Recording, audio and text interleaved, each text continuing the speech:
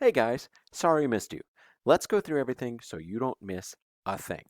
Now, couple heads ups. First of all, remember what is now late, your task list number 3, your argument social media, and of course your book club questions. If you want credit, still turn those in. Something due tonight before you go to bed is your counterclaim paragraph. Even though that's being graded on third quarter, we need you to turn that in. So, if you want any work graded for quarter 2, please go ahead and submit by Friday. That way I can grade it, get it in the gradebook for you, and you'll be all set. So, let's start something new, shall we? Let's begin new. What are we going to start with? Well, over the next few weeks, we're going to be reading a variety of texts and examining through the lens of community. We'll be looking at them as students of literature because that's what we are. We study literature, of course, and we'll be thinking about the way that authors, the way that they wrote these texts to make them have an impact on us as readers. But just as important as that is the work you're going to be doing, readers, about the role of community in your own life. So why are we doing this? Well, in the world, in our country right now, I can't think of a better time to kind of take a look at community on a micro level. But let's also take a look at how it applies to us in our curriculum. Because readers, we think, we talk, we write about what texts are really about. Anybody can go ahead and read a text and just kind of summarize what happens. But readers can actually look at the deeper meaning and take a look at what kind of thematic elements and deeper messages are actually going on in a story. So, that's what we're going to focus on. The best texts, the ones that matter to us, are the ones that resonate right here on a personal level. So we're going to use them in some of these texts to help us better understand ourselves, our lives, and the human condition. Which brings me to a poem that I absolutely love. Let's go ahead and take a look at that. This poem right here, this poem's called Gate A4. It's by Naomi Shihab Nye. Now, what I've gone ahead in the actual poem itself, I linked down here in the chat. But more importantly, I also linked a read aloud of Miss Naomi Shihab Nye actually reading her poem to you.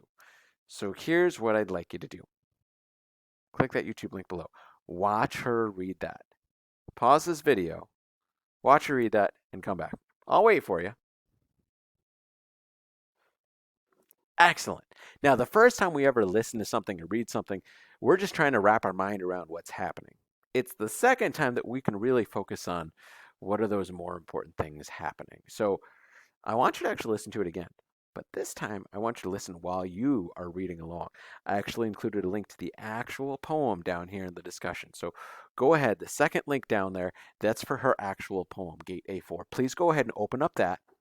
Listen to her read that again while you read what's on your screen.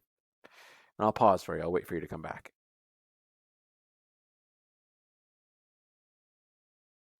Excellent. So here's what I'm going to have you do now. First step, I do want you to go and respond. I've got a little questionnaire about a couple things I want you to be thinking about. So it's actually the third link down here underneath the video. So do me a favor, go ahead and click on that third link down here underneath the video. I'll pause, you pause too. Go ahead and take that quick survey and come right back. Excellent. Now there's something else that I want you to do. Do me a favor. I want you to go to Schoology, and it's going to be the very first post at the top of our class. It's something called Thinking About Community. Here's what it looks like. In Schoology, click on the very first thing. And what you're going to see here is what I want you to do. I want you to go ahead and create a post where it's an online discussion. One question you must answer is, what does community mean to you? How do you define community? I'm curious. Everybody's got their own definition. I don't want to define it for you because I think that would color your perception. Don't Google it. Don't look it up. But just go ahead and tell me. Your first thing I want you to tell me is, what does community mean to you? After you tell me what community means to you, you get to choose one or the other. You can either choose to talk about what is the community that you belong to. It could be Scouts or swim team or D&D or softball or friends on Instagram, whatever it is. What does that community mean to you and why? Or after you've gone ahead and talked about what community means to you and defined it, you could, for your second choice, go ahead and talk about a book or a TV show or a movie or some other text where community plays a really important part. What was that book or TV show or movie, and how did community play a role in that? So I've got some examples down below. You can see my first example where I did an example about one of my communities, and I also did an example of the second one about a movie. So here's what I want you to do. Right now, go into Schoology, go ahead and create your post, and there's a follow-up. After you've created your post, I want you to go through and I want you to reply on other posts that you see from some of your friends and from kids in our class. Go and reply to them. And I think you're going to see some really cool ideas about community from your classmates. So I'll pause. You go ahead and make that post. See you in a minute. Nice job. Now, here's what I want you to do. Be thinking about community between now and when we're back in class. We're about to be reading a couple different short stories from Jason Reynolds. It was from our packet that we went ahead and made for you. Some short stories from one of his most recent stories called Look Both Ways. So in that anthology, we've made some photocopies of some stories for you guys, and we passed out that packet. If you don't have the packet, it's going to be available on Schoology. Keep thinking about community for right now. On to our next thing. For that, do me a favor, go and open up your counterclaim. Open that up and let's talk. Now, for your counterclaim, what you have to do today is go ahead and finish that paragraph because the last class we went ahead and we wrote all the graphic organizers. Now we're just going to put them together in a paragraph. Couple reminders. Your first step, go ahead and address the opposition's strongest point. So their best reason against you. So if you were against a ban on social media, you're coming up with their best reason maybe why we should have a ban on social media.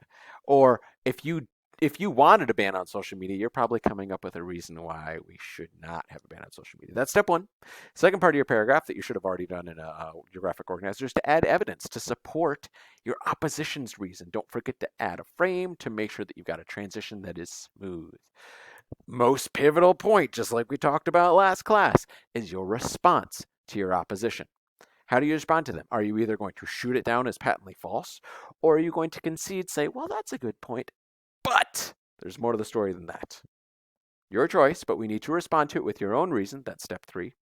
Step 4 is where you use evidence to go ahead and support that response, that reason that you just brought up to go ahead and either shoot down or to go ahead and rebut or counterclaim the opposition's argument. And then step 5, of course, go ahead and add some explanation to show your reader the logical leaps that you made in your mind so they can make the same leaps of how that evidence goes ahead and supports your reason that either disproves or rebuts the opposition's claim.